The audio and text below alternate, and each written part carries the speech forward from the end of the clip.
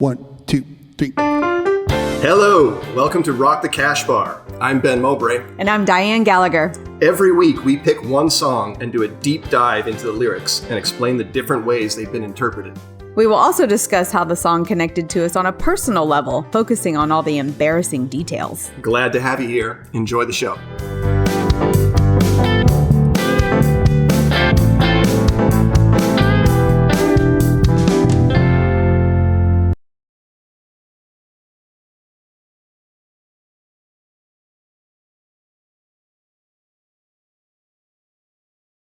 Welcome to the Cash Bar. How are you, Dianne?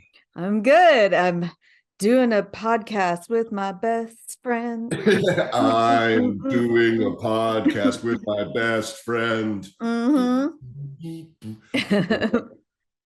Gahan. Dave Gahan is one of those like he's almost like Eddie Vedder, where everybody has a passable Dave Gahan impression. Well, before you go further, I think we have to say his last name correctly, which is Gone.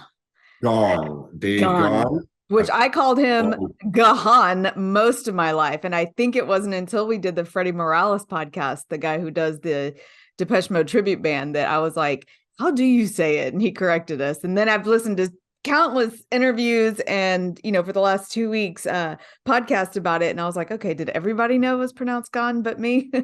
Nope, I didn't. It's always been Gahan in my head. Gahan. Mm-hmm.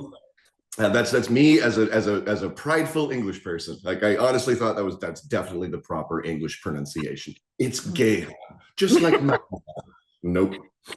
Oh shoot. Okay. Yeah. Hey, you recorded a live stream for our friend Brian's tribute show on Tuesday.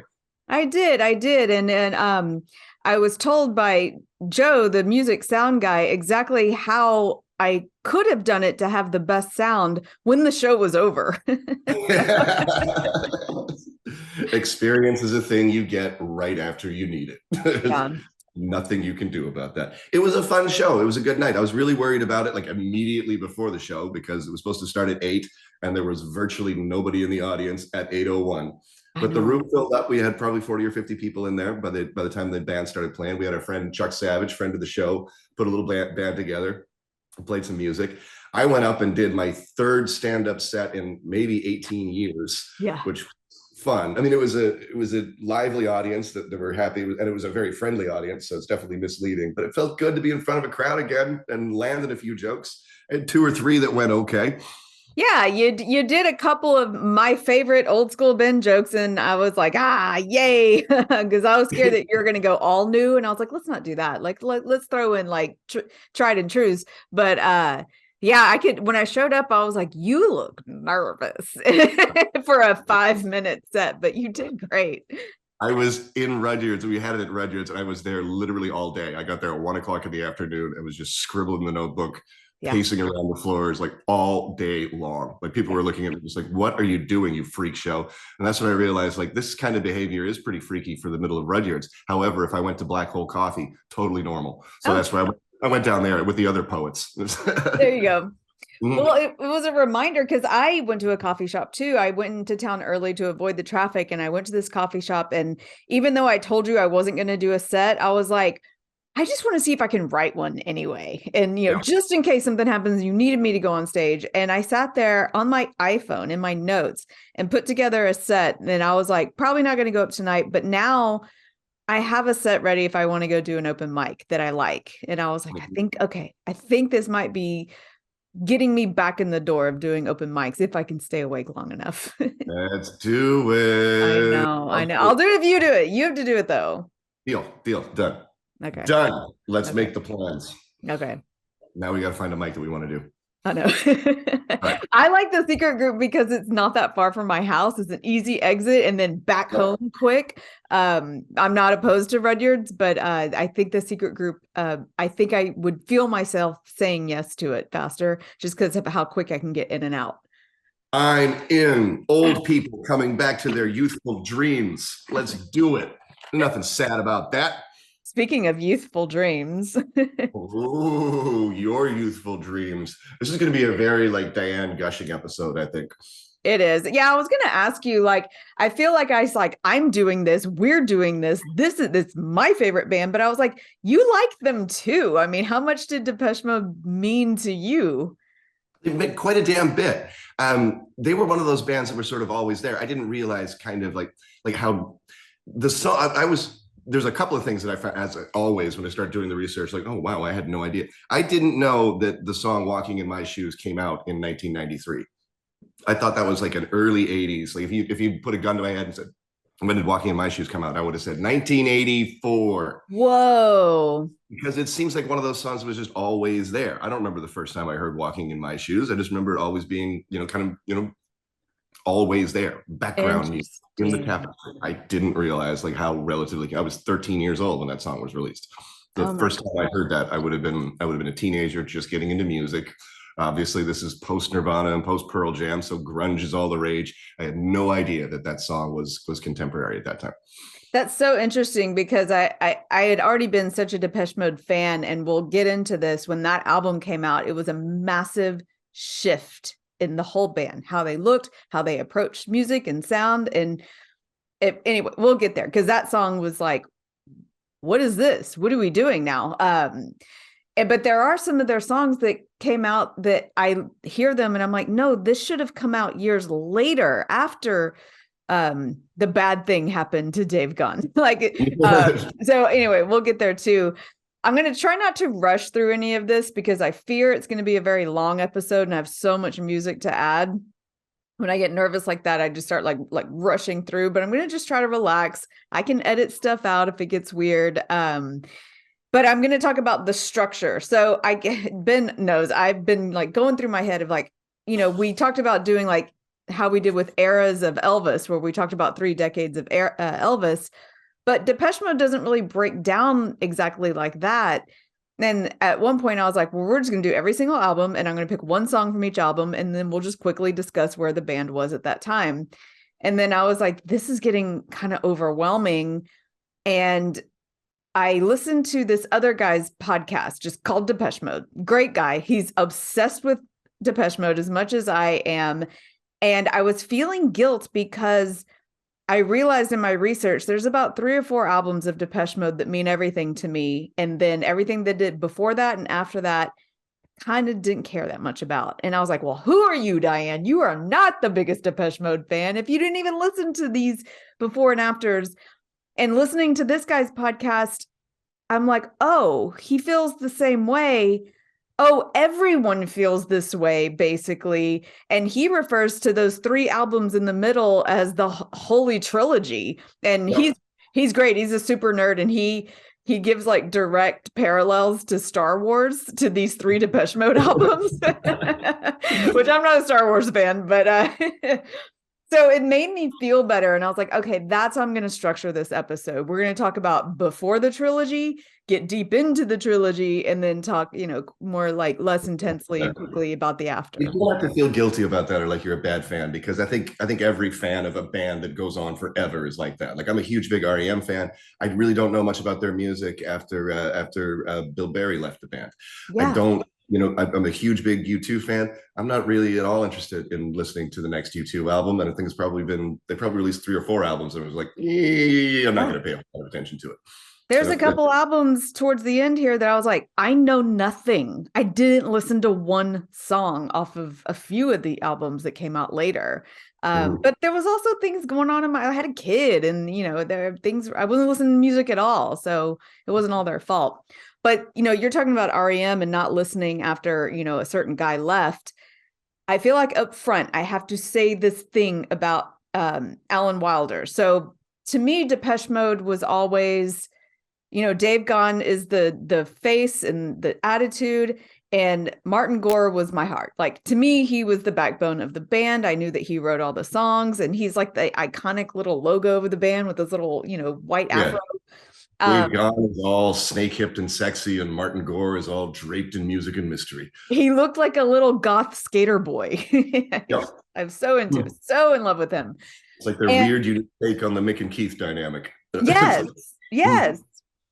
And, I knew Andy Fletcher had been with the band since the beginning. And to me, Andy and Alan were the background keyboard players and stuff. And, I didn't give them a whole lot of attention. And doing all this like deeper research, sorry, this hair is driving me nuts. I came to this wild realization that everything I love about Depeche Mode is because of Alan Wilder.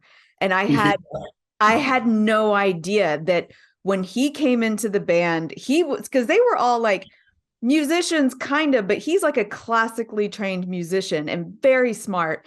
And everything that was the Depeche Mode sound that I loved was because of him. And when he left, I didn't realize that's when I stopped listening, because the sound had changed, and it was all because of him. So I'm sorry, Alan, that I ignored you as unimportant in the band, when, to be honest, you are everything. You were the whole reason I love this band. So credit to you, Alan Wilder. Big props. Big props. So yeah, so like I said, the structure of this, and I'm going to read from my notes a lot more in this episode than I usually do, because there's a lot of things I want to say that I just couldn't memorize. It's a lot of information, but we're doing this episode differently than any other. Like we're not doing a deep dive on any. We'll mention some lyrics, but I'm not going to read a whole song out. No, God, no. So I say we just start from the beginning, like how the band started. Basildon, London, 1977. The Take year a of trip with me, if you will. the year of my birth. The year of my birth, 1977. All right, who are the principals? Because Dave Gahan is sort of like they find him later on. Who forms it to start off with? So the band starts when schoolmates Vincent Clarke, Andy Fletcher formed a band called No Romance in China. Whew, these are some bad names. And Clarke was on vocals and Fletcher was on bass. And then in 1980, they formed a new band called Composition of Sound. And that's when Martin Gore and Dave Gahan came on. So that was the beginnings of Depeche Mode. But they quickly kind of got embarrassed about their name. Composition of Sound never really fit. And so I've heard all these different stories of how they got to the name Depeche Mode, but I'll read this because it seemed to be the most clear. So they started thinking about changing the name, and Vince suggested the name Musical Moments, which is awful. so bad. I would have never been in love with Musical Moments. That's my favorite band. Musical Moments are they're a duo, and they're playing in the lobby of like the Hilton in Clear Lake. Yes. Yes, and you don't want to buy their CD that they keep pushing on you. So they said they changed their name to Depeche Mode, chosen by Dave Gahan, which was taken from a mistranslation of the name of a French fashion magazine. Gore said at the time he thought it meant hurried fashion or fashion dispatch. However, the more accurate translation of the magazine's name is Fashion News or Fashion Update. So when I was a kid, somebody told me that Depeche Mode meant fast fashion in French. I always thought it meant fast fashion. Yeah, that's what I told everybody. But yeah, the name of the magazine was basically Fashion News, Fashion Update. So, which is so funny about Depeche Mode, because I do think about fashion when I think of them, but they've always had such a defined look. But I don't go to them for, fashion. Fashion Update is a terrible band name. Yeah. Depeche Mode is an excellent band name. It just sounds good, right? I don't care what it means. I don't think I do either. It could have meant something racist, and I probably would have made excuses for them. So it was funny when they were starting, they had this like one demo tape, and most people send like multiple tapes around to record companies, but they only had one, and they would walk in the door and like be like, play it now, and they would be like, no, just leave it, and they're like, we can't, this is the only one we have, so play it right now in front of us. But it eventually, so many stories of bands like from this era, from like the late 70s, the early 80s in England, where that's their origin story, and you just cannot imagine that now. Like there's just no way. You're not going to walk into like Geffen Records or Capitol Records in LA with your demo. Like they're just going to throw you out. They're going to look at you like you're a homeless person trying to get out of here. That's not how this works. Security. Yes. But so they had played it for one guy and like didn't really get anything and left. But then another guy heard it. So basically what happened, they were playing a live gig and was approached by Daniel Miller, an electronic producer and founder of Mute Records, who was interested in their recording a single for them. So they did. I'll go through this fast. They go in, and their first single, the first album does well. It's called Speak and Spell. And their first single, Dreaming of Me, reached like number 57 on the UK charts. And then the second one, New Life, reached number 11, which is impressive for your first album. Yeah. But the song I chose to kind of represent this album in this time was the next single, became the UK's band, the first top 10 hit and the only video to have Vincent Clarke. And it's Just Can't Get Enough. Yeah. And that's such a forever, like, it just looks like anybody could play it on a little Casio that like, and it's just this happy, very, very much in the vein of Vincent Clarke, happy, poppy, new wave song. Yeah. And when you look at their appearance on Top of the Pops, like it's strange. Like they seem to like it seems like they were only together for like less than a year. And then all of a sudden they're appearing on Top of the Pops, which is like Yes. the British music show in the world. So they go from nothing to just about everywhere all of a sudden. And it's so strange because they look like Depeche Mode if you squint at it, but Dave Gahan's in like a schoolboy suit. Yeah. He Yeah. looks like a nice, proper young man with his hair all neatly maintained. He just looks like such a sweetheart. He doesn't look like how best to describe peak Dave Gahan in his heroin chic. I describe him as like rockabilly hair on top with like new wave bottom. Like that's kind of how he's always looked. I mean, for that brief time we had long hair Dave, which we'll get into, but it was mostly always almost kind of this rockabilly do within, you know, from the bottom down, the black, for a long time it was black leather jacket, white pants, black patent leather shoes, which I mean, little high school Dianne, I dressed the same. I liked boys who dressed like that. That was my wheelhouse. Oh, look at that fashion update. It's funny too that Depeche Mode has had like a resurgence in the same way Kate Bush and Linda Ronstadt has, where their music is being played in shows again. And I think the producers of these shows are our age and they're just playing the music they love. But this song, Just Can't Get Enough, was in the movie Cocaine Bear. If you saw that, did you? No, I haven't. I really want to. So great. So good. But it's a perfect song for for a bear addicted to cocaine. It's such a funny movie. Totally see Dave Gahan just like that's exactly what we wrote it for. Yeah. Yeah, and you know, you're right. They look like the beginnings of a boy band, like a pop band. Yeah. They really do. So this album, first album, the only album where the creator of the group, Vincent Clarke, is on this album. And then so we're going to move on to the next album, but something huge happens before this next album and Vincent Clarke leaves the band, which is crazy because like they were doing so well. Like you said, they were on Top of the Pops. This album was doing well. And I feel like he never gave an outward truthful reason as to why he left. Like you'll hear him say, like there's a quote, he said, there was never enough time to do anything, not with all the interviews and photo sessions, where I'm like, what the fuck did you think a popular band was going to be like, you know? And he was sick of touring, which Gone years later said is bullshit, to be quite honest. And then he went on to say, he suddenly lost interest in it and he started getting letters from fans asking what kind of socks he wore. So, okay. So in 1981, Clarke publicly announced that he was leaving Depeche Mode. And, but right after that, he formed, in America, we call it Yaz, and UK it's Yazoo, but he formed Yaz with Alison Moyet, which, you know, people who know that it's a great band, great songs. And then after that, he went on to create Erasure, which is probably my third favorite band of all time.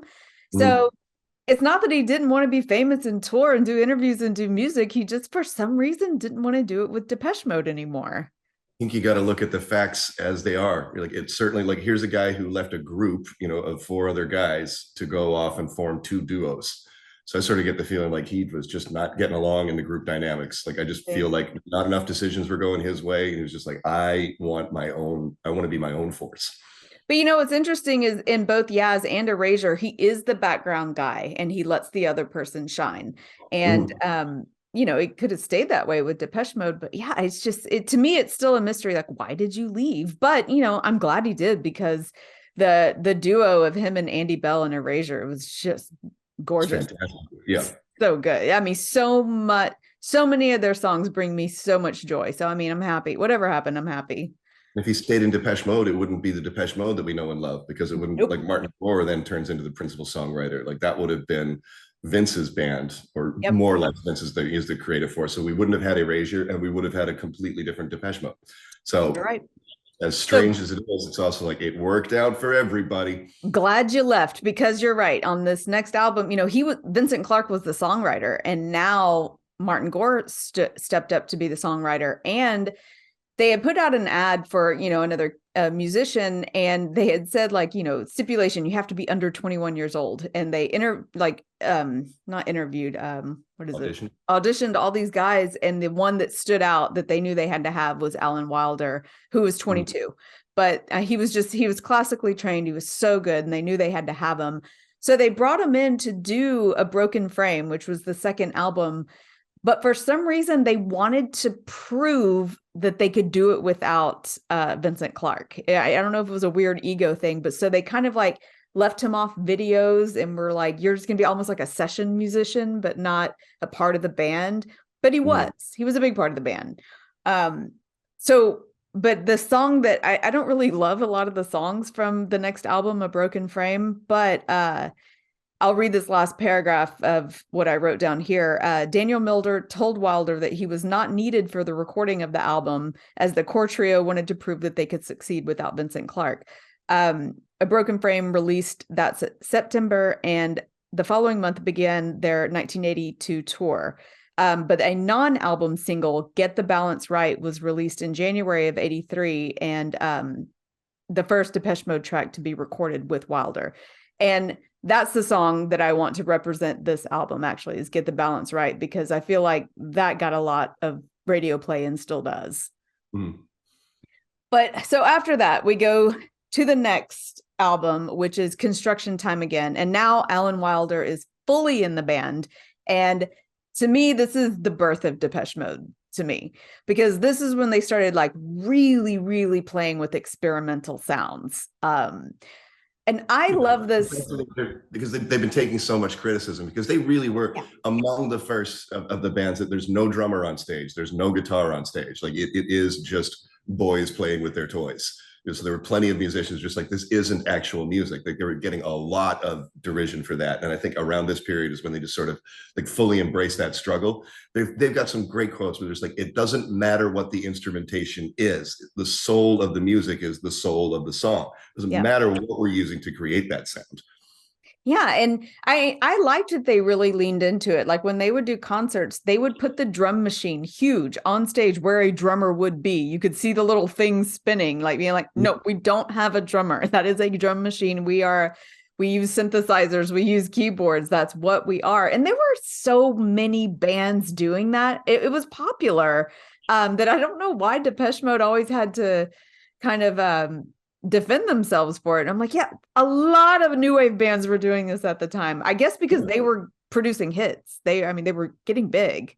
And they've had to defend themselves in ridiculous ways. Like even recently, like I read a few articles where it's like, is there any plans for Depeche Mode to do an unplugged set? And they're like, no, we're an electronic band. Maybe they could do some of their we'll get to it, like later years, they wanted to change their music and they started bringing in drummers and guitars and started playing their instruments. But so many of their hits come from this electronic music that, no, we're not going to do an unplugged. It would be ridiculous. They could, though. Sometimes in concerts, you would see when they'd have give Dave a little break, and Martin Gore would come out and play his guitar and do a little acoustic version of a song, and it was nice. It was nice. Give Dave a little break. He's got to go backstage and take some pills. He's going to snort some pills. I've seen him in concert recently. He's clean now, but I was like, "You're old, dude. I'm old. I can't dance all night." And he reminds me of Mick Jagger, he's out there just energetic and squirrely and going. And I'm like, okay, there's at least Adderall or something happening here. There's no way you're doing this completely clean. You're not doing that on salmon and broccoli. I don't buy it. Yes. Yeah, I don't know how these guys do it. But okay, so this third album, we have to mention the name Gareth Jones. They started working with producer Gareth Jones at John Fox's Garden Studio in Hansa Studios in West Berlin. So this is where they started this like new experimental sound. It says this album was a dramatic shift in the group's sound by sampling the noises of everyday objects. The band created an eclectic industrial influence sound, and you can hear it like they're going out to like shipyards and stuff and banging on metal and just getting all these sounds that sounds of engines starting, and they really just start incorporating so much experimental sound into these albums. And I think I didn't even like pick up on it when I was younger, but that's what I was like kind of drawn to, because it wasn't just like guitar, bass. I mean, it was a lot of sounds kind of hitting you in the atmosphere, and I was really drawn to it.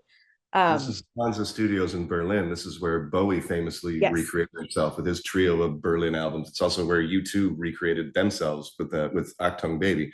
So it became a real thing. Like, obviously, I don't understand European history and politics the way I do in America, but I wonder if for these young guys, like especially Bowie in the early 70s, like the idea of going to big, bad, dangerous, bombed out, mysterious Berlin, like it has that like, yeah, we're going to the other side of the Iron Curtain. Yeah. Mm-hmm. I think things like this just breed the best kind of creativity and the best music.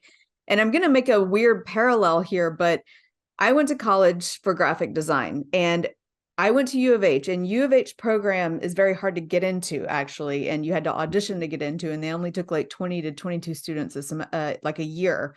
And we were kind of known as the Cranbrook style. All of our professors like had come from Cranbrook, and it was this design school up north. And what other schools, what they seemed to be doing with graphic design was just teaching you the computer, teaching you Photoshop. Back then it was Quark, but then it became InDesign, Illustrator.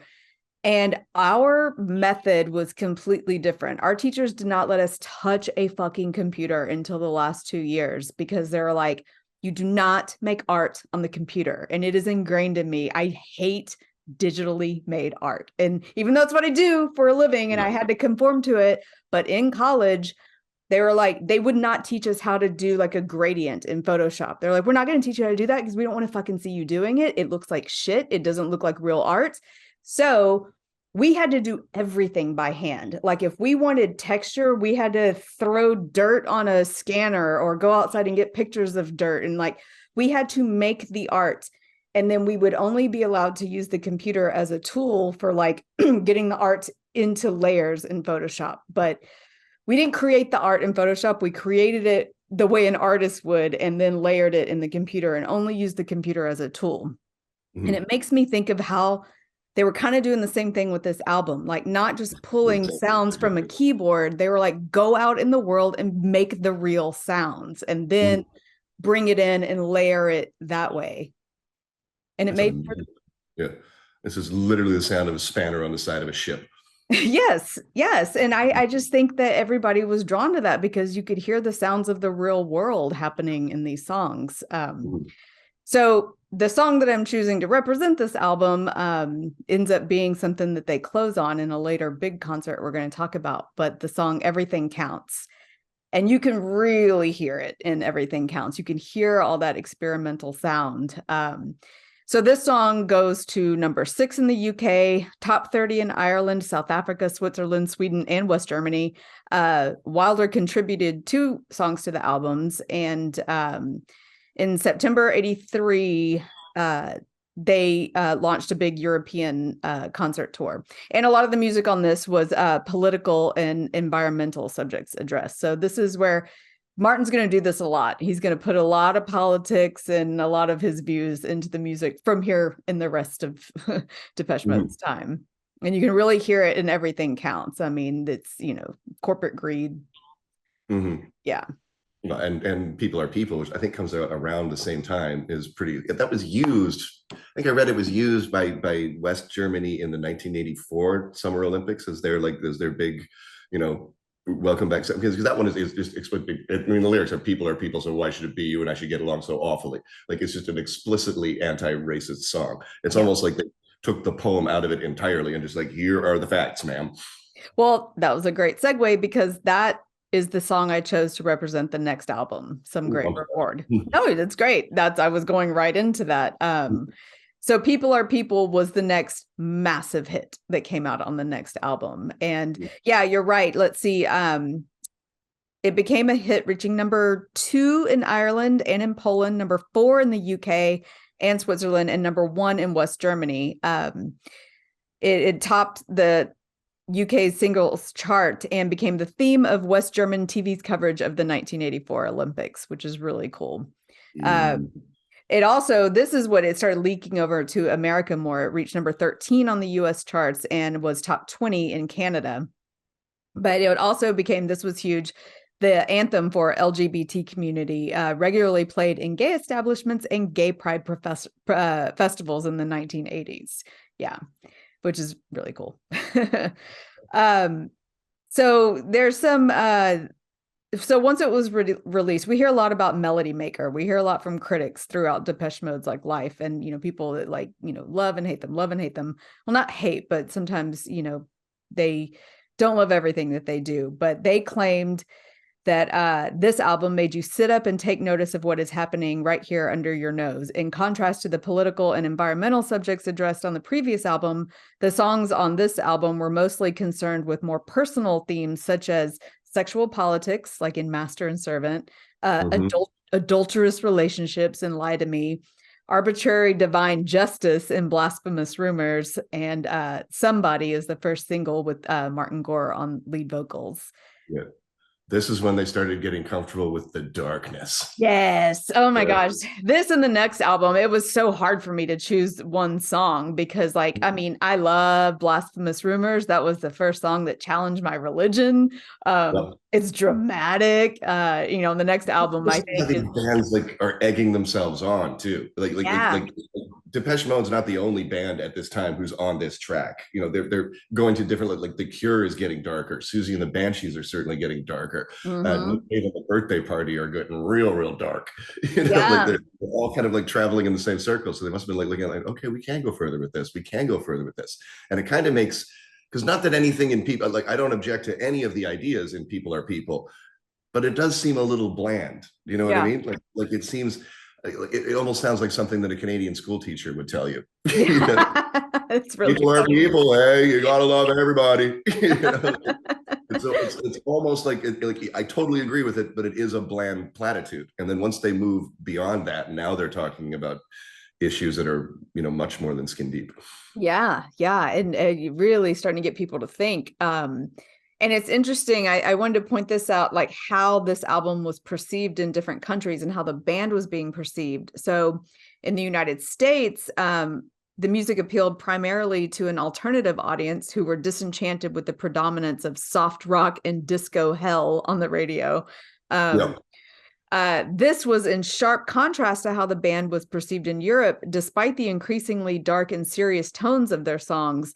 In Germany, France, and European countries, Depeche Mode were considered teen idols and regularly featured in European teen magazines, becoming one of the most famous synth pop band in the 80s, which is crazy to me because especially with this album, like to me, I was like, this was squarely in like the new wave synth music, and I cannot fathom seeing them in teen bop. It's fascinating to think that like they're pop stars on one side of the ocean, and then the other side, and then on our side, they're like these sort of like sexual revolutionaries, you know, dangerous people with strange ideas and the midnight habits of Dracula. Yeah.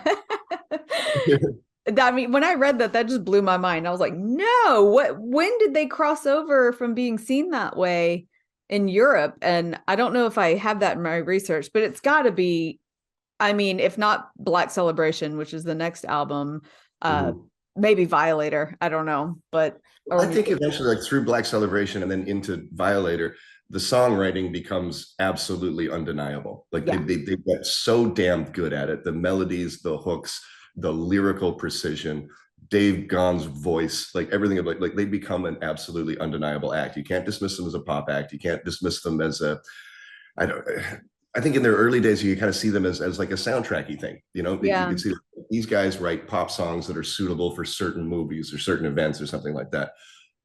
Between Black Celebration and Violator, they provided two sets of songs that are just like they contain the whole scope of human emotions. And from there, there's like you cannot deny whether you like them or not, you can't deny that Depeche Mode are viable songwriters and Yes. incredibly good at that. You know, there are plenty of people that I just don't like. I'm just like, oh yeah, but you can really play that guitar. Yeah. You know? Like you Yeah. just have to acknowledge some people's talent. And, as much as I say I don't like pop music, Depeche Mode was wildly popular on top 40 radio. I mean, and, but a lot of alternative music was. So was The Cure. That doesn't make them pop, but they are popular. And you can't get away from the fact that they were extremely popular. They weren't formulaic like a lot of overproduced pop bands that I don't like, but yeah, I mean, and they have no problem calling themselves pop. You know, they very rarely refer to themselves as a rock band or a new wave band or anything like that. It was always we're a pop group. Yeah. Yeah. I mean, they are. And which is so like crazy and ironic, throughout this entire podcast, I say I don't like pop music, but my favorite band of all time considers themselves so. But I'm just like, well, not in my book. And the way that they can sneak some really, really dark ideas, some really, really difficult feelings into your brunch is incredible to me. Every time I'm sitting at some like happy white people brunch place, which I do sometimes, Dianne. Okay, I do too. I like a mimosa. Yep. When like like Master and Servant or something like that will come on, like everybody's pushing strollers. You're like, this is a pretty psychosexual, pretty deep, dark psychosexual drama taking place behind our potatoes and cheese. And our grits. Well, so yeah, that's what I want to talk about is so the next album is Black Celebration, and the single that was supposed to be the big single off Black Celebration, besides the song Black Celebration, which I think is great, was Stripped. And Stripped is a great song. I'll play Black Celebration was I was like 15 years old, and my best friend Craig's neighbor was about a year or two older than us. So he was like 17, so he was all grown up. And I think at that time he already had multiple children. So he was like, he'd had sex. A lot of it. And he'd also he would play in bands, like he could play the guitar, and he knew, so he and his favorite band, or one of his big favorite bands, was Depeche Mode. And that really took me by surprise, because in my 15-year-old head, I thought of Depeche Mode as roller rink music. I thought of it as pop music, and mostly I thought of it as girls' music. Yeah. I thought of it as music for girls. Yeah. But then all of a sudden, here was this undeniably cool guy. Yeah. He played the guitar and he has babies. All right. He's cool. That's awesome. He gave me a copy of Black Celebration because I gave him some pushback on like why, because that I was challenging the cool kid. I was being dangerous. So he gave me a copy of Black Celebration. He was just like, you need to listen to this. And he talked specifically about Stripped. And that was when I realized, like, oh, there's a lot more going on to Depeche Mode here. Yeah, they are dark and dangerous. They are mysterious and romantic and everything I'd like to be. Yep. Stripped is sexy and dangerous. He's literally saying, I want to see you stripped down to the bone. He wants to get raw with somebody, which was hot. And so, but here's something I didn't realize happened.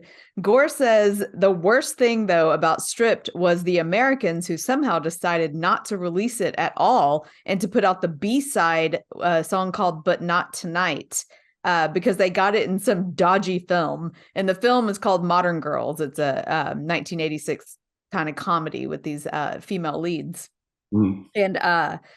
And he's like, Stripped took 9 days of mixing and God knows how long recording. But the song But Not Tonight, he's like, I think we did that one in 3 hours. And the Americans in their wisdom decided to release that instead. But I have to say, I always liked Stripped, but the song But Not Tonight is great. I love that song. And I didn't even know the story, and I didn't even know the movie it came with. I've never even heard of the movie, but I always thought the song But Not Tonight came out at the wrong time. I feel like it would have been the perfect song to come out after Dave Gaughan's heroin overdose that he survives. Because the whole song is about like how he's got new life and he feels good and he's happy, and I haven't felt so alive in years, and the moon is shining. He's just falling in love with life again, which sounds like what should have come out after Dave recovered from heroin. So it was always shocking to me that the song came out before that. Yeah, or how an artist can almost like telegraph the future. Just like I could see that too. Like if he was struggling with his drug addiction, I could definitely see him like coming to a point where he's writing about himself as if he's a character who's already beaten it. Right. Like there's definitely in my head when I'm like facing a challenge, there's part of my arrogant head that immediately starts like giving an interview like after I've accomplished it. You know what I mean? Like when Rolling Stone comes to talk to me about me going through this ordeal, here's how I'm going to respond. Like, my ego that cleans itself up to go solve a problem. Our egos are always writing our story and fantasizing about it. This happened, this. Oh yeah, this is what they're gonna say about me when I died. Probably nowhere close. But so it's interesting. Martin Gore wrote all these songs, and he does not like talking about what his songs mean, who he's writing about, and he is denied writing songs about Dave and for Dave. But he is, man. He is. So many of his songs, you read it, and you're like, that is about Dave and what he's going through and how everybody feels about it, how you feel about it. And maybe, he just holds like the truth close. Who knows what his own struggles were, and we don't know what addictions he was battling. Not be like if you're going to make great art, you have to inject your personal problems into it. You have to inject your personality into it. I was reading an article by Quentin Tarantino, and he was saying that every time I release a movie, I want to be at least a little embarrassed. I want the people who are closest to me to understand that, yes, I am in fact writing about this thing that's going on in my life. He goes, and he says that should be true for every single artist. The movie that he goes, if I'm going through a divorce and I happen to be making the movie The Guns of Navarone, well, somehow that divorce is going to it's still a movie about going and blowing up guns. Yeah. But my divorce is going to have to be in there somewhere. Otherwise, I'm not bleeding through my art. Yes. And that authentic piece is only going to help it. Yeah. I will say there's a song on here called A Question of Time, which I love, but it's important because they did a music video for it, and it's the first time they used director Anton Corbijn, which becomes the face, the look, the feel, everything about Depeche Mode from this moment on. They used him for this video, and then they never stopped. Every video they did for the rest of time, he was the director. And then he did their album art, their stage, the visuals on their live stage performances. He becomes the Depeche Mode, the fast fashion, the whole look of Depeche Mode from this day forward. And if you're not a big Depeche Mode fan, but you came to it at the time of Violator, like most people, that whole visual you're seeing, that's all Anton Corbijn. He basically clothed them after that. Who was having a big moment because he's also the author of U2's iconography and imagery at that time. So he set up the Depeche Mode that we all know, and he also set up the U2 of the Joshua Tree era that we all loathe. Do you loathe it? That's what I love. No. Joshua Tree is like my favorite. No, I understand why you would loathe it, because all there's these Irish boys coming over here and dressing like blues musicians. Yeah. With a certain set of eyes, it definitely looks ridiculous. When I saw it at 7 or 8 years old for the first time, I was like, that's really bloody cool. So fucking cool. I mean, Anton Corbijn must have a thing for that, because the same thing happens with Violator, which we'll get to, where they're like half cowboy, half new wave, and that's all grainy. We'll get to that. I have a lot to say about that, but okay, so I talked about the Holy Trilogy of Depeche Mode albums. And for me, it starts with the next album, which is Music for the Masses, and the 101 documentary that accompanied it. This is the birth of Depeche Mode for me. I would expand it more. I would say that they had a run of 4 masterpieces in a row. Would you start with Black Celebration? I almost did that, but I like the idea of a trilogy, but you're right. I think Black Celebration kind of really started I it. didn't realize that they had four real monster albums over the course of almost 10 years is Yeah. pretty incredible to me. Like that, Yeah. I don't know another band that has been able to do that. Certainly not. I mean, there are bands that you love that can do that, but like legendary bands, like I don't think the Rolling Stones ever put together four massive, like these are great albums all In a back to back. row. In a Yeah, row. nope. Yeah, I don't know enough about the Rolling Stones. And if there is a massive Stones fan listening to us and we're wrong, they just hate Yeah. us right now. But I'm sure there's plenty of people who would come at us about that, but I really don't think. I think Depeche Mode is in rarefied air to have four Stone classics right in a row.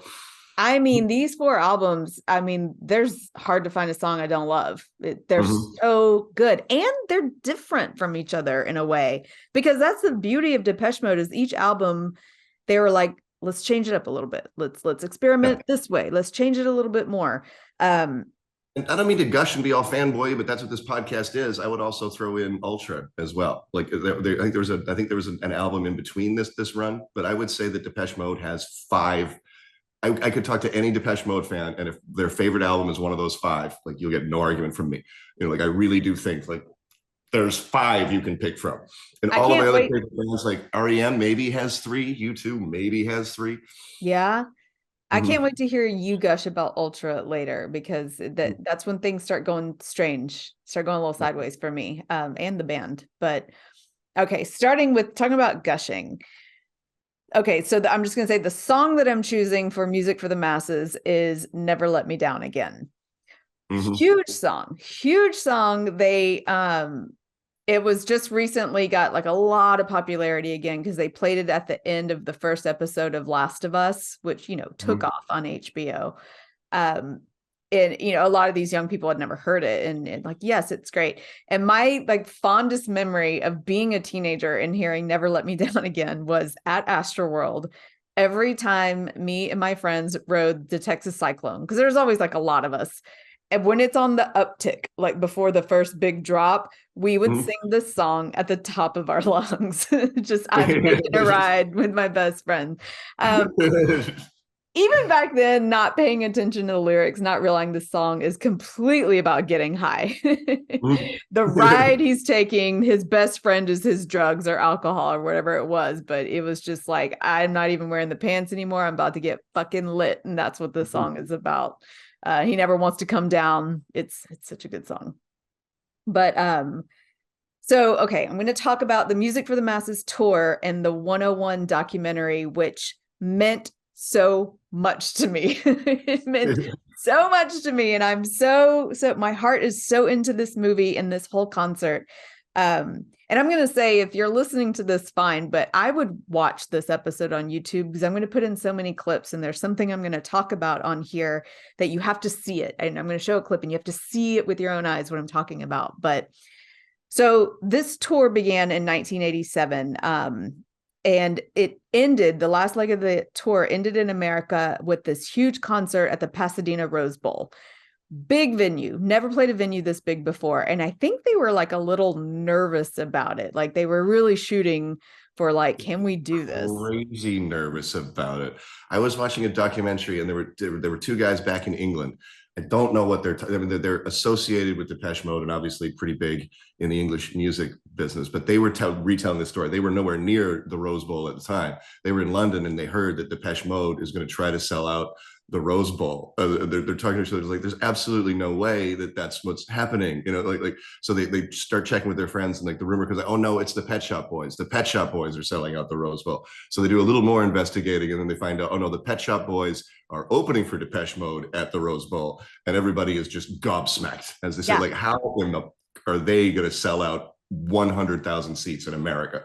It's nuts. And so it's okay. So they get this concert filmmaker, D.A. Pennebaker, on board to do this documentary about the tour, and which he was famous for doing films with like Bob Dylan and David Bowie and many others. And they were nervous to ask him because they were like, are we not big enough for you? And he immediately said yes. And fast forward, he eventually says it's the best, it's his favorite documentary he ever did. So the documentary is so cool. So what they do It prominently features a group of young fans traveling across America as winners of a B&A Depeche Mode movie contest that ends at a concert in the Rose Bowl. So, okay, the film features performances of that Rose Bowl concert, and like spliced into it, the snippets are what you call the bus kids. So the kids that won this contest get picked up on this bus, and they are basically kind of going on tour parallel with Depeche Mode, going to all the concerts, and then it ends at the big Rose Bowl thing. And it's so they say, due to the prominence of the bus kids in the film, it is widely considered to be the impetus for the reality craze that swept MTV in the following years, including the Real World and Road Rules. And it was the first reality TV show documentary. Yeah. And Dianne has seen this 101 documentary hundreds of times. I watched it religiously and I was obsessed with the bus kids. I was jealous that they got to do this, but they had all showed up to this like nightclub and like danced and, did interviews and stuff. And the directors picked the most interesting kids to do this. And there's this one blonde curly haired girl that I was obsessed with in this movie. I thought she was the epitome of what I wanted to be. She danced the way I wanted to dance. She dressed the way I wanted to dance. And I think I kind of just made myself become her without the curly hair. Yep. So obsessed with her. And so it's a big deal. And throughout the whole documentary, you can tell the band is nervous about, like, you can see the behind the scenes, the producers like wondering how many tickets they've sold for the Rose Bowl. And then when they finally get there to do it, like all this shit's going wrong. It's so big, like there's problems with the equipment and the stage and all this shit. And they're so nervous. And see, how many tickets did they sell? They basically sold it out. It looked like, from what I remember, every seat was taken. Yeah, I think 75,000 was what I ended up reading. Yeah. So I have to say, it's so great. It's so great. So I'm going to play a clip from, they open the show with the song Behind the Wheel. And I'll describe it and then I'll play the clip. So there are these like 4 large cloth banners that are hanging down, and behind those 4 cloth banners is like a sheer sheet. And so the music starts playing, and the band is on stage, and I think they cannot believe how many people are there. They cannot believe they pulled it off. They pulled it off, and they cannot believe it. And so Dave starts singing, and you can hear the crowd going nuts. And he's standing next to Martin Gore. And Dave is staring at Gore, like singing, but smiling, like this shit-eating grin. Like you can tell he cannot get over the fact that this is about to be the best fucking night of their lives.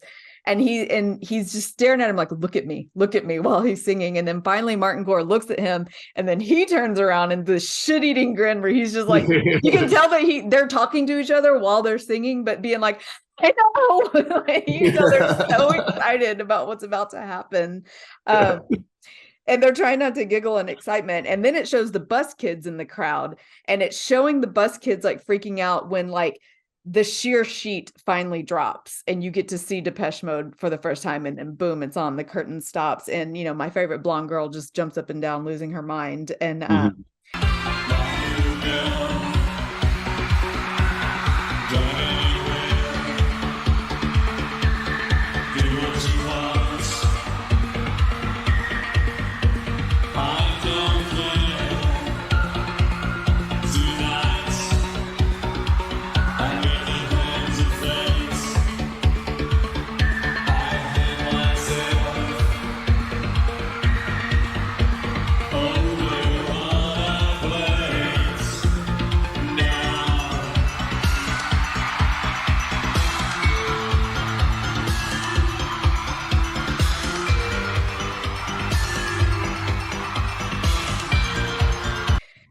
And then it goes on to be, I still to this day think maybe the best concert I've ever seen in my life. Yeah.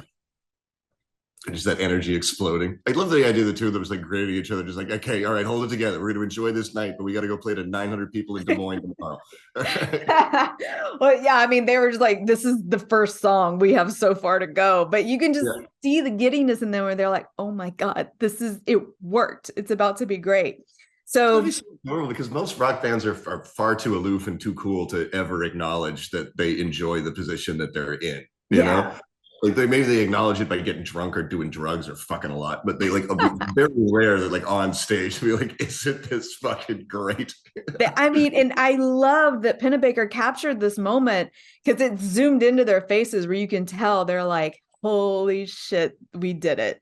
The moment between Dave Grohl and Taylor Hawkins when they were playing Wembley Stadium a couple of years ago that was very, very similar. But like Dave Grohl just like straight up like announces it. Like he's just grinning at Taylor behind the drum set. And he's like, I am so fucking thrilled to share Wembley Stadium with you, dude. Oh, that's so sweet. I love it. It makes me emotional. I'm going to tell you, and I went back and watched this clip, like I cried because I was so happy for them. And then again in this moment, so they don't close on Never Let Me Down, but it's probably like the beginning of the encore. So they do Never Let Me Down. And there's this moment where Dave goes to the front of the crowd and he just starts doing this crazy like hand motion back and forth, like getting the whole crowd to do it. And there's not a soul in the crowd that's not doing it. And there's another moment captured where like later on, Gore said it just looked like wheat in a windy field. Like I mean, because they really put the spotlight on the audience.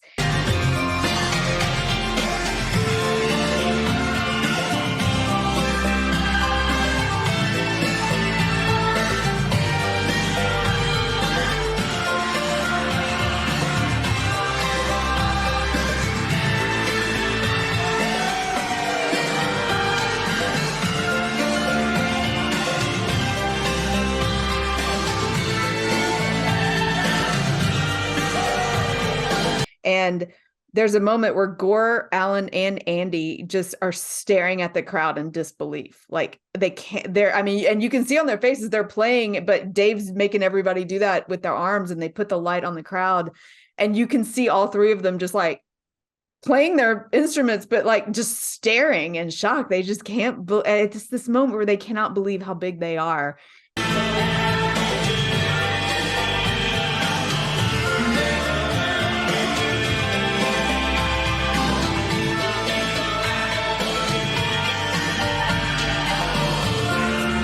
And I always heard this quote, and I didn't know who it was from. I thought it was Fletcher, but they said it's Dave, that after this show, he just went into the backstage and cried and said, we'll never be this big again.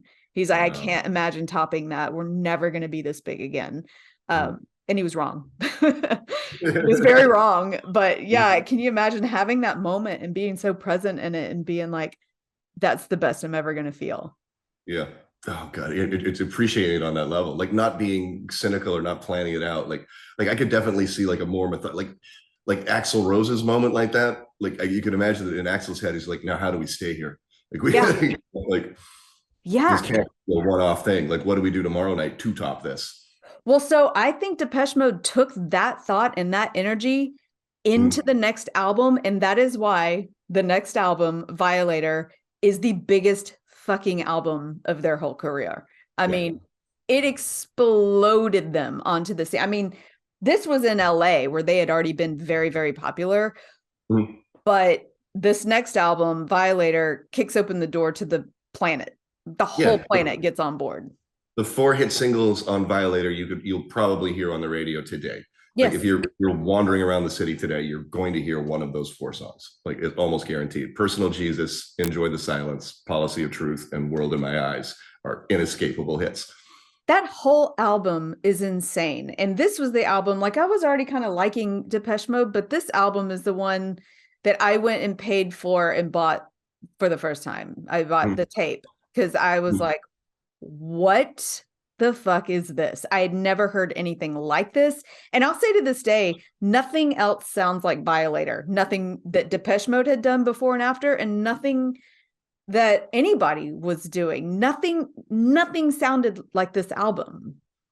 They're absolutely unique. And then now they're ingrained, it's tattooed on our bones. Like if I play Personal Jesus at the bar, somebody's going to be doing the drum line. Like,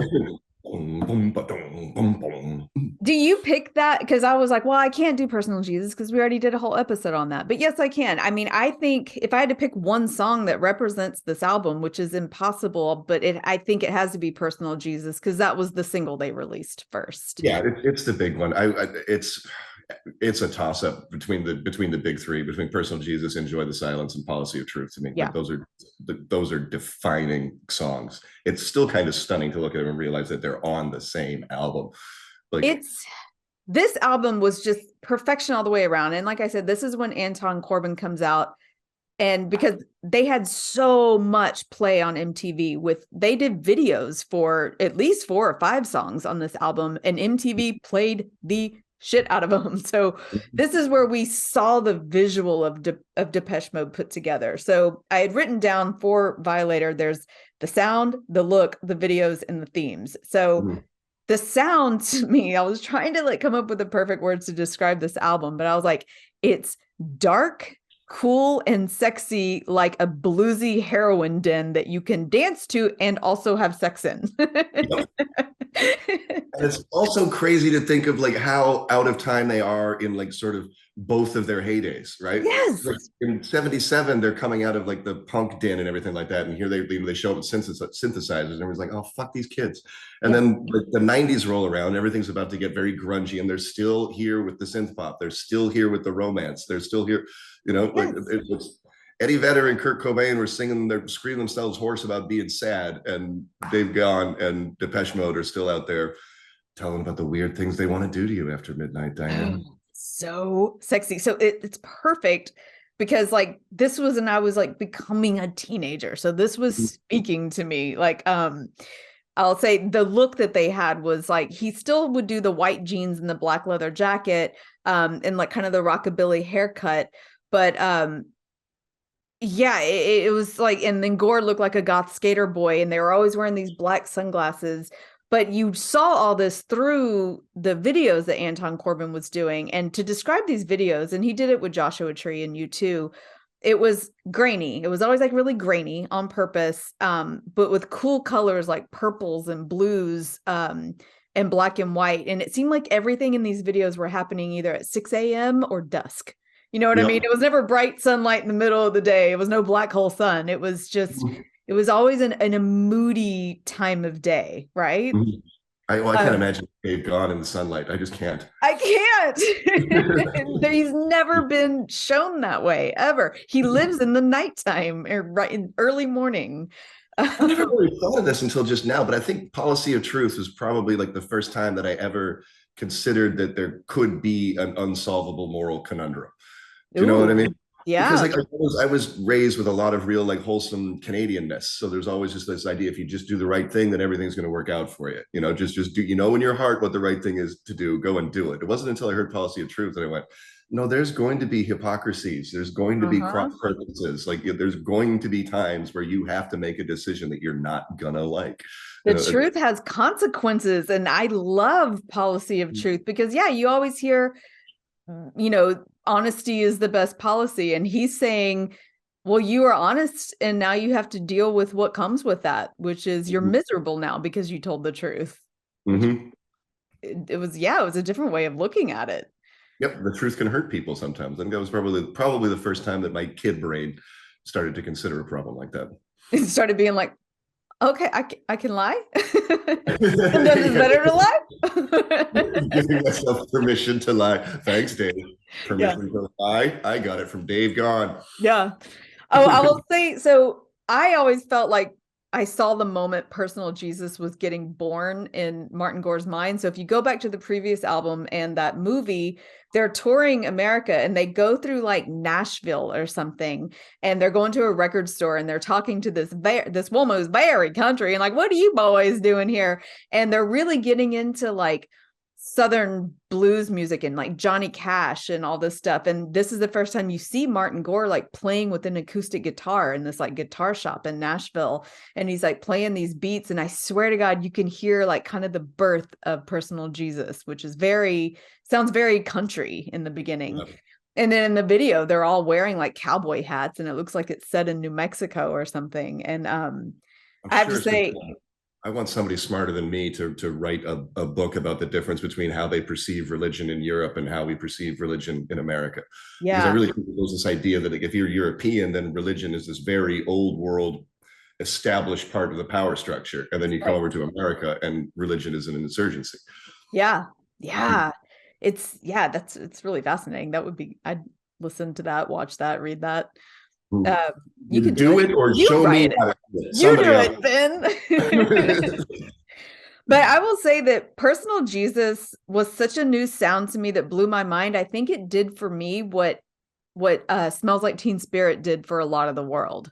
Like that whole, like, what is that sound? That's how Personal Jesus was for me. Because I remember being like, what is this mixture of almost like blues and country and new wave that's hitting me really hard? And maybe because I'm from Texas and I grew up with country in my background, I couldn't escape it, that like my two worlds kind of came together. Mm-hmm. Maybe that's God, it. and it ended up Johnny Cash covers Personal Jesus later in his life, like you can definitely hear those country roots. I don't think I heard it. I don't think I heard the country roots of Personal Jesus until I heard the Johnny Cash version, 20 years ago. But it really does, like, oh yeah, no, you're right. That is a country tune. It is that, yeah, and it's bluesy too. And Martin Gore has been quoted as saying that Johnny Cash's Personal Jesus is his all-time favorite Depeche Mode cover he's ever heard, which I think anyone that if he's going to cover one of your songs, you're going to be like, okay, that's my favorite. Just the fact that Johnny Cash would cover one of your songs, you'd be like, okay, I love it. Thank you. I wish you would get cheekier about it. It's like, well, my favorite Depeche Mode covers are, of course, Johnny Cash's Personal Jesus. But then there's a little punk band called Mutant Pill in Dorchester, Massachusetts. Excellent little 15. Oh, nice. I do have to mention, so I mean, Violator came out and the whole world just lost their fucking mind. It was so famous. And so there was this near riot in Los Angeles that made like a lot of news. So to promote their album, they held an in-store autograph signing at Warehouse Entertainment in LA, and it attracted approximately 20,000 fans and turned into a near riot. Some attendees were injured while being pressed against the store's glass by the crowd. As an apology to those injured, the band released a limited edition cassette tape distributed through the KROQ, the sponsor of the Warehouse event. But needless to say, this is when they kicked down the doors to the whole world. And Violator was so good, I think it kind of scared the shit out of them with what to do with the next album that we're going to get Everybody into. knows it, even the subtle imagery. Like if you see somebody with the Violator rose tattooed, you know exactly what it is. Yeah. And you got a friend. Yep. It's hard for me to actually pick a favorite song off Violator, because there was a time that I would say, to be honest, it was Policy of Truth, because to me, Policy of Truth just sounds like that album to me. The whole album just sounds like that one song. But then you go and listen to Personal Jesus and you're like, well, shit, I mean, that was so big. But I will tell you, I almost got sick of seeing Enjoy the Silence on MTV. They played that song in that video so much that I almost was like, stop, like, you're going to make me not like it anymore. But God, everybody knows right off the top too. Like I think everybody knows all the lyrics to that one. Enjoy the silence. It was great. It was great. And they said that Dave hated doing that video because it was mostly on him. It's him dressed as a king, like pulling this like lawn chair looking thing up to like these different places. And they had to film it in some, like, I don't know if it was like Norway or something. Someone very cold was at the top of this mountain. He said it was miserable. It's freezing, but great video. So the last of the trilogy, and to me, in a lot of people's eyes, is the next album, which was Songs of Faith and Devotion. And this is where there's such a crazy, abrupt change in Depeche Mode that it's almost like hard for me to talk about. So after Violator, like the band, they said probably the longest time they've ever been separated after Violator. They did a big tour. And then Dave moved to LA and they just spent a lot of time apart. And when it came time to do the next album, Songs of Faith and Devotion, they decided to do the same thing that U2 had just done. And they rented out this villa in Madrid, Spain. And they were like, we're going to have all you guys like come here and just live here and record this album and there's a studio space in it.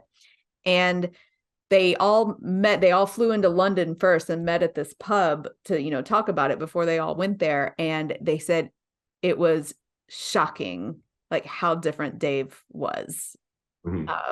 So apparently, Rug's different. Drugs different. So apparently Dave had been living in an LA and started getting like Sunset Strip and started getting into and hanging out with bands like Jane's Addiction, he said, and started partying and had developed quite a cocaine and heroin addiction. So he showed up to this London meeting. He says about 120 pounds. His hair was long. He had all this facial hair. He had all these tattoos. And he showed up basically like, I want to go grunge, basically. I want to go American alternative sounds. We got to start playing instruments, guitars, and drums.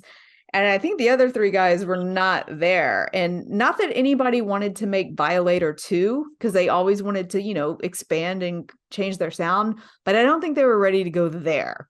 Right. And yeah, they knew something was off with Dave. So because that goes contrary to everything that we know about this Depeche Mode history. Like we've been going the other direction, whatever way the winds were blowing, we've been going the other way our whole career. Why the hell would we want to start trend sucking now?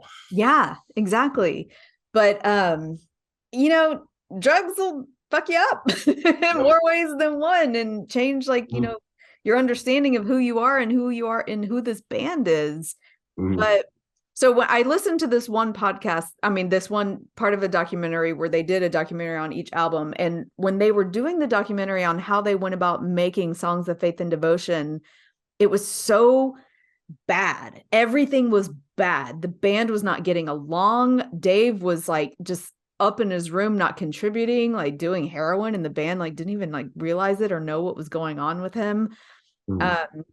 He would come in every now and then and sing a song, which he said, and what was crazy, he said his best vocal he's ever done was Condemnation on this album.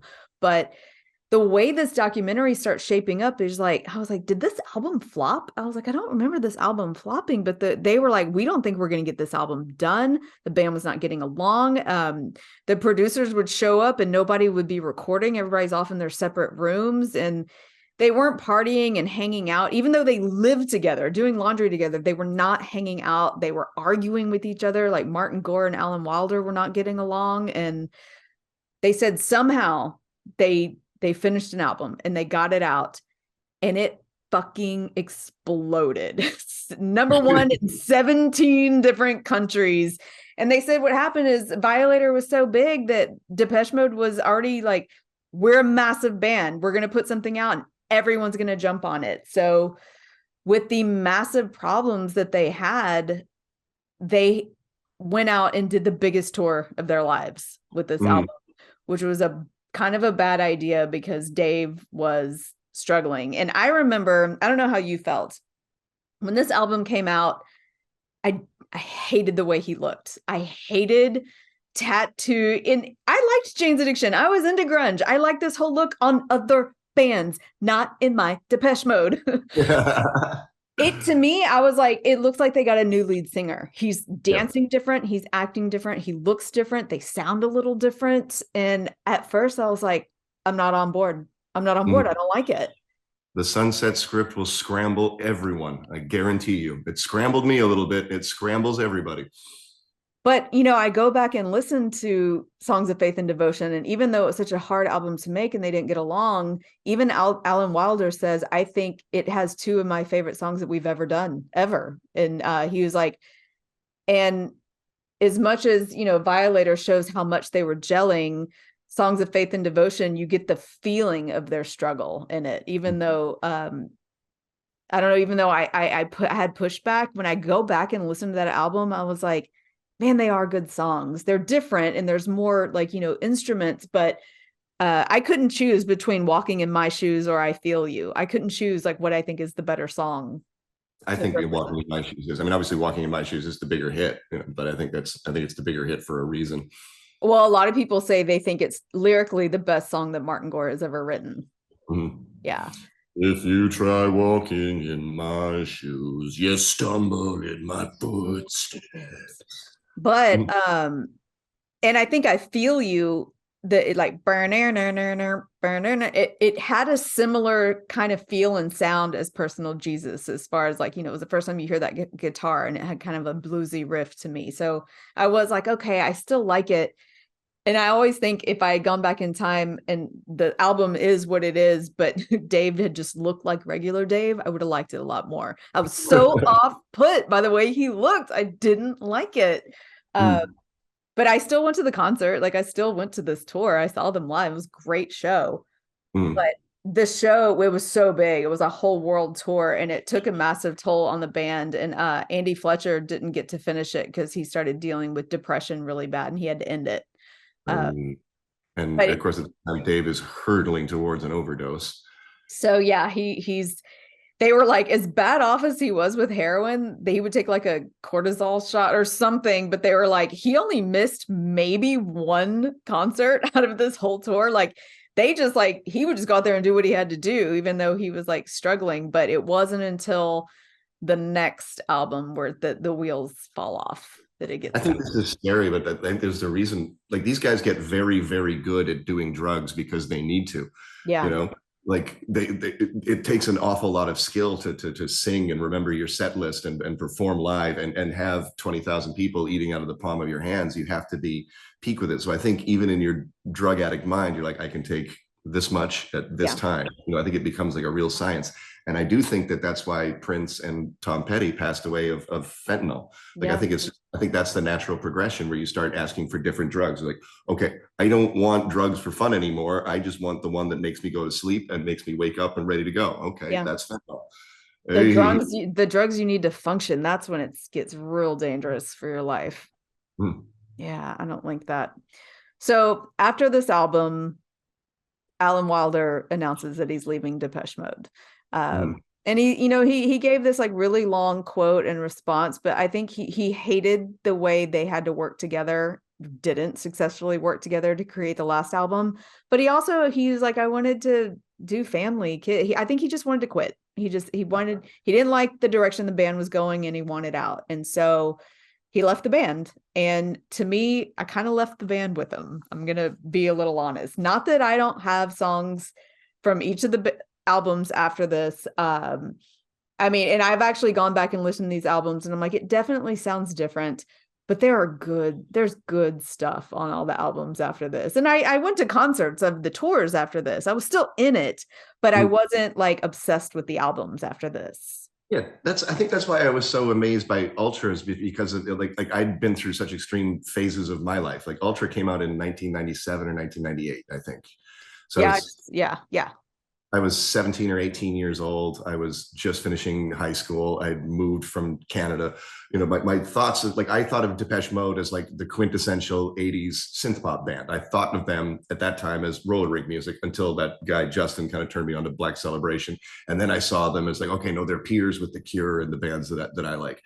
But then they came out with Ultra. And because like that 7-year period between 1990 and 1997 was so long to me. Like in those 7 years, I went from a 10-year-old boy to a 17-year-old young man. I thought that Depeche Mode had been around for fucking ever. And it just floored me that they were able to come out with this album that I absolutely love, that I thought was up there with anything that they've ever done, so deep into their career. Because by 97, I was looking at Depeche Mode as they're old men, you know, but really they were younger than I am today. You know, 1980, they're looking for 21, somebody under than 21. So they would only have been 37. Yeah, not just bad. But I would put It's No Good. I would put up there with every one of Depeche Mode's bigger hits. I think it's an absolute classic. What is the song called Love Needs Its Martyrs? Or at least that's the lyric that I remember from it. Love needs its martyrs, needs her sacrifices. We pay for the beauty and live for your vices. Like, is that off Barrel of a Gun or is that its own song? Barrel of a Gun, yeah. Okay. The song I chose for this album is It's No Good. And when I go back and listen to that, I'm like, that sounds like old Depeche Mode to me. That sounds like it could have been on Black Celebration to me. I think It's No Good is so good. Yeah. And Halo is on Ultra, isn't it? Halo's on Violator. Violator? Okay. Well, all right then. Well, we'll add another one. There you go. There's another check mark. They did a great video to Halo too. But you should mention that the recording of this album is where Dave Gahan literally dies and comes back to life. Like he has a massive heroin overdose. And He describes it as like a full Pulp Fiction moment where they had to like stab him with the whatever that is, it an adrenaline shot to your heart. Yeah. He said he had heard the doctor saying we're gonna lose him, and then I don't know if that's when they did it, but he said he remembers hearing that, and then he said he sat straight up and was like, "No, you're fucking not." He comes back to life, but I think it was 1996, and they said his heart stopped beating for 2 minutes, and after that he entered a court-ordered drug rehab program, and then he went back and finished the album Ultra. Mhm. But they didn't tour with Ultra because they were like, look, he's got a lot of healing to do. Just on a personal note, they showed us how to deliver the life-saving injection to somebody having a drug overdose at a place that I work, and I was like, I cannot believe that we're actually doing this, but yeah, we are. Like, Oh my God. Have you ever had to see that at work? No, I've never seen anything like it. No, I was just so amazed. I was like, are we really? Oh my God, we're really doing this. Okay. I mean, I imagine just like you can't hold it like this. You got to hold it like with a fist because you got to jam it through a breastplate. Like you really got to fucking get it in there. Woo! Yep. Yeah. So, yeah. And, another part of me, I think why I veered away is after I saw, and I remember seeing the news coverage, and he was very open to talking about it. I remember seeing them talking to, and I don't know if it was before or after his overdose, he was talking openly to a news reporter about what it's like to be a strung out rock star. And he was like, he started his long hair and stuff. And he was like, this is not glamorous. He's like, don't, like, talking to the young kids, like, don't want this for yourself. This is not glamorous. This sucks. This is horrible. And it always stuck with me. And I think I remember because we were still on the end of Kurt Cobain dying. And even though that wasn't an overdose, there were so many other bands that died of overdoses, the lead singer. And I think I just had this, like, I was separating myself from them because I feared he wasn't going to make it. I think I really was kind of separating my love for them because I was like, he's just going to fucking die. And, I want to get away from it. Mhm. But he didn't. And that's crazy how many people come back and succeed after being addicted to heroin, because usually it is not the case. If you've got something to come back for, like, that's what you need. There's a great book I read called The Night of the Gun by an unbelievable writer, and that's one of the things that he points out is that he was able to beat his addiction because he had something to live for. He had a skill. He was a writer. Like if you're strung out on something and you don't have something to come back for, oh shit, lots of luck to you. Oh God, that's so heartbreaking because I mean, the way that drugs rewire your brain, it's just like, no, you need the drug, not anything else in your life. And I mean, sometimes drugs will take precedence over your kids and your loved ones because your body is physically telling me like, no, you need this though. Yeah. So heartbreaking. Yeah, you just forget how to live without it. Yeah. Well, the next album that comes out was Exciter, and I was personally excited that Dave went back to looking like Dave. I was back on board a little bit. And I went to this concert and I went to this tour, and the song that I chose to represent this was I Feel Loved, and which is a great song. It's a great little dancey Depeche Mode song. It didn't get like a lot of love though. So it was produced by Mark Bell of the techno group LFO. And it says he introduced a minimalist digital sound to much of the album, influenced by IDM and glitch. I don't know what that means, but Dream On, I Feel Loved, Free Love, and Goodnight Lovers was released in 2001 and 2002. The critical response to the album was mixed, with some reasonably positive reviews in some magazines, but while others were saying it was underproduced, dull, and lacking in luster. So I was like, it was the first time they started getting kind of like some bad reviews on stuff. Yeah, but now they're 20 years in, so it's only natural that there's going to be some blowback. Yeah. They're also getting a little more tired because now they're 41 or 42 now. Life isn't as much fun as it used to be. Recording, selling it back to people, kind of losing its charm a little bit. Everybody loses a little off their fastball the older they get. I mean, you have to, right? You can't produce Violator every year. You just can't. They can get to the song again. Like in a couple of years they're going to come out with Playing the Angel, and on Playing the Angel there's John the Revelator, which is another song that It's not as big a hit as some of their other ones, but John the Oh. Revelator is every bit as good a song as the top 10 is your top 10 Depeche Mode tunes. Well, yeah, well, that's where we're at now. The next album is Playing the Angel, and the song I was going to play was Precious, but you're like John the Revelator, which I do remember. That was a very strong song. If you want to gush more about that before I tell the story of meeting Martin Gore. You met Martin Gore? I went to this tour and I went to this concert and I got to go backstage. And so let me tell you the story about how it happened. I was out of college and I had my first design job, and my friend Amy that worked there, she was never a Depeche Mode fan. So her and her girlfriends were out one night for whatever, and they were in this hotel, and there was this there was this rock star looking guy sitting at the bar drinking by himself, and they're like, let's go meet this guy. And Amy's blonde and gorgeous and tall, and she sits down and she starts talking to him, and he's like, oh, my ex-wife is from Dallas and you Texas girls just get me every time. And he's flirting with her, and it's fucking Martin Gore. I didn't know his ex-wife was from Dallas and he liked Texas girls. So, he's like, she finds out that he's in Depeche Mode, and she knows that that's my favorite band. And so he gives her tickets to the concert the next night and backstage passes. And so she comes to me at work the next day and she's like, so you like Depeche Mode, right? And I was like, and so she gives me and my boyfriend 2 of the tickets. Her and her boyfriend have the other 2, and we have backstage passes. So I hadn't even listened to this album, but it's a great show. They play their hits, and Martin Gore is wearing these big angel wings. He's shirtless with his big angel wings. And so we go backstage afterwards. And, of course, Amy brings her boyfriend. So Martin Gore is not going to get to hook up with her.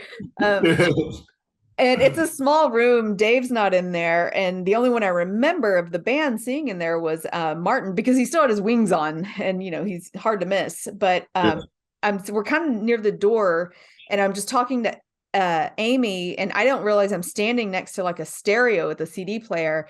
And I'm talking to her, and I feel someone tap me on the shoulder, and I look, and it's him. And he's like, excuse me. And he's trying to get to the radio to change the CD.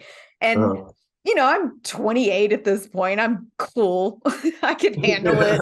And I just like, oh, I'm sorry. And I just move, and like his wing brushes me, and he walks past me, and he changes the CD. And I'm just looking at Amy like, oh my God. And that's all that happens. But I'm telling you, the 13-year-old inside me is fucking dying. Like he touched me. Like we're just cool. Touched by the angel wings of Martin Gore. It will never be the same again. And I couldn't take him by his little shoulders and just fucking shake him and tell him how much he means to me. I have to be cool. Don't you know this is the happiest moment of my life? But they know it. Everybody in that room, he meant so much to. But yeah, that's all I can say about this album. Is this is the album where I met him.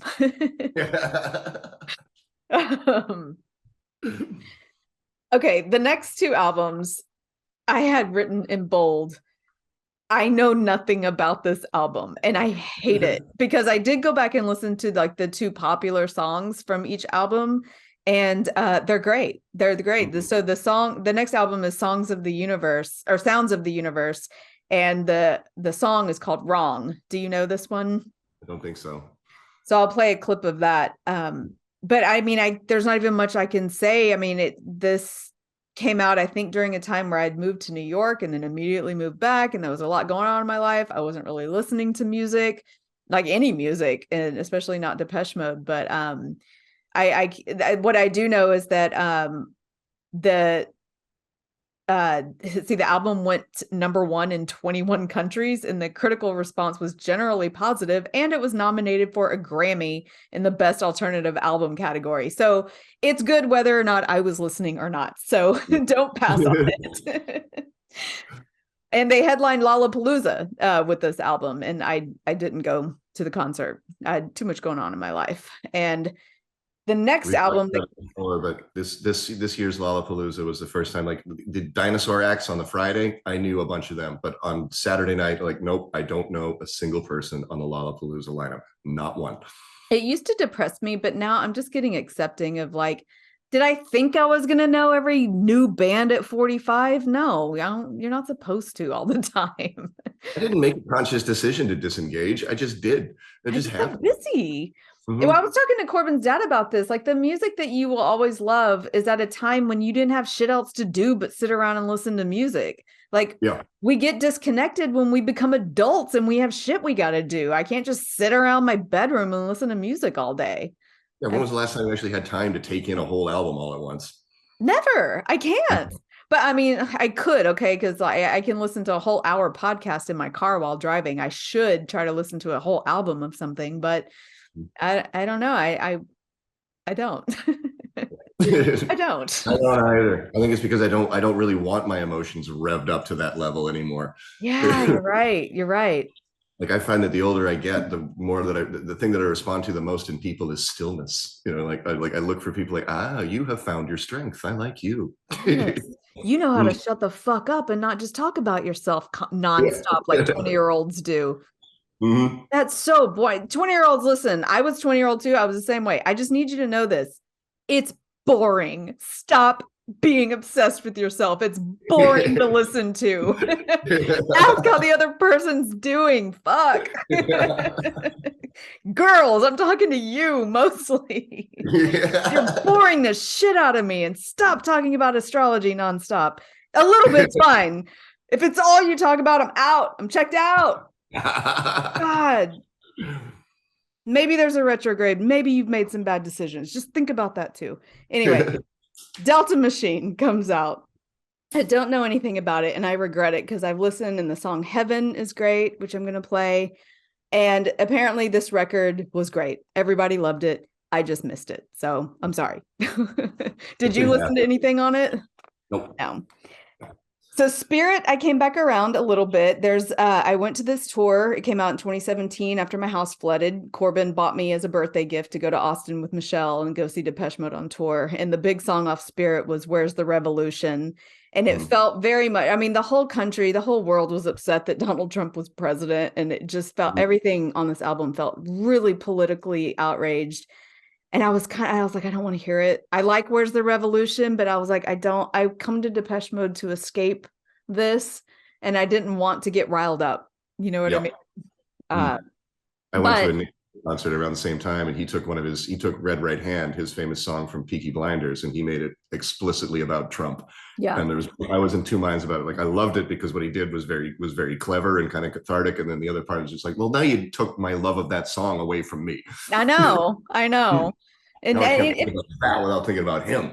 Yeah. And you know, it happens with everyone, bands, comedians, everyone. You get political in your old age. George Carlin got really ranty. Everybody does. It happens. Yeah. But moving on from that and starting to wrap up, on November 7th, 2020, Depeche Mode was inducted into the Rock and Roll Hall of Fame, which they deserve to be. And then the saddest day, on Thursday, May 26, 2022, Andy Fletcher died at the age of 60 after suffering an aortic dissection while at home. I don't think anybody saw it coming. It was very sad. That was on a Thursday, and the next night was Friday. Classic Numbers. I went, and they played almost only Depeche Mode all night. It was a Depeche Mode tribute night. I danced all night. I cried. It was cathartic. It was very sad, and it was a huge tribute to Andy Fletcher, and it was very emotional. And then, so the album that just dropped in 2023 after Fletcher's death is Memento Mori. Is that how you say it? Mori? I don't even know. Memento Mori, I would say it, but I've been wrong many times before. Well, the single dropped on February 9th of this year, 2023, and it's called Ghosts Again. And it's actually very, very good. It's a very good song. And they're touring again. I don't know if this is their last tour, but they're touring, and they're coming to Houston in October, which is my birthday month. And I've made it very clear to Corbin that is what I want for my birthday, is I want to go to Depeche Mode. Because they're down to two. It's Martin and Dave left of the band. And I'm like, is this the end? Is this the last tour? I hope not, but I feel like I have to go to the last one if it is. It probably depends on how this one goes. I don't mean how it goes financially. I mean, how those guys aren't worried about money anymore. Like, it's going to be how it goes creatively. Like, is it still something that they enjoy doing, and does the audience still enjoy seeing them, just the two of them? When I saw them in 2017, they closed on Personal Jesus, and they do all their hits, and it was still very high energy. Like The Cure was never a big high energy band, but I remember the last concert of theirs, I was like, okay, I'm like generally bored, but I was not bored when I saw Depeche Mode, because he's still so active and they do such a good performance that I was just like, I know it's going to be good. I'm scared. They wrote are so urgent and so danceable anyway. Like you could see that, like, even if the Cure doesn't really change the arrangement, you can tell just by getting older, like the lack of energy is going to change the way that the song is delivered in a way that they might like. Depeche Mode is not going to be like that, because I mean, those songs come right hard out of the gate. Yeah, they do. So that's Depeche Mode. I'm tired. Have we talked for 2 hours? I don't even know how long we've been doing this. An hour and a half, yeah. That's not too bad. I think that's what we did with Elvis. That was a lot to say there too. It's a long one, but that's the story of Depeche Mode. It's my story of Depeche Mode. And I feel bad for people who stayed on and listened to the last album's hardcore. And I'm sorry if I didn't give you more on that, but also it couldn't be a 4-hour episode. Jesus. Imagine if all their albums were as good as, the 3 that we love. I mean, I don't even think I would have done this. It would have been too exhausting. It never really occurred when I think about Depeche Mode. That's always what I would think about, is that weird, in my head, it was a weird gap between their 2 best periods, like in the late 80s into the 90s with Violator, and then all of a sudden the resurgence with Ultra. In my dumb brain, that seemed like a really long gap to me, like 7 years. And the more you look at it, you're just like, no, there's 4 great albums back to back to back to back. Yeah. And then kind of sitting out there, if you want to grab it, there it is. Yeah. I think of the bands that I really, really love. I cannot think of one that has 5 that I would say that are I mean, they've got, Depeche Mode has 4 stone classics, and I'll make the argument for Ultra. Yeah. I think Ultra is good. I was just in a place in my life where I was trying to disconnect, because I think I really thought, like, he's going to die, and I was scared. Yeah. All right. Well, what are you going to bring to us to change it up next week? Oh, we're going to have some fun. This is a guy that I know very little about, but he's had a very, very long career. He's kind of a local boy. He's definitely had some ups and downs. He's been in the gossip pages. A friend of ours and friend of the show has one of the funniest stories I have ever heard from anybody about this guy. We're going to do a song called If I Had a Boat by Mr. Lyle Lovett. I love it. I love it. Love it. As soon as you said that, I was like, we're going to shift gears. Yeah. This is great. I'm all about it. I can't wait to hear this story. Oh, you're going to love it. Okay. You're also going to go, but you're going to love it. That's Depeche Mode. We'll see you next week. Depeche Mode. And vote. 1, 2, 3. Rock the Cash Bar is produced by Dianne Gallagher, music by Chuck Savage and Eddie Hawkins. Special thank you to Jeremy Essig for 6 Degrees and to Sarah Wessling for the Guilty Pleasures vocals. Our website is rockthecashbarpodcast.com, and there you can find links to our Spotify playlist and to our Patreon. Thank you for tuning in, and we will see you next week.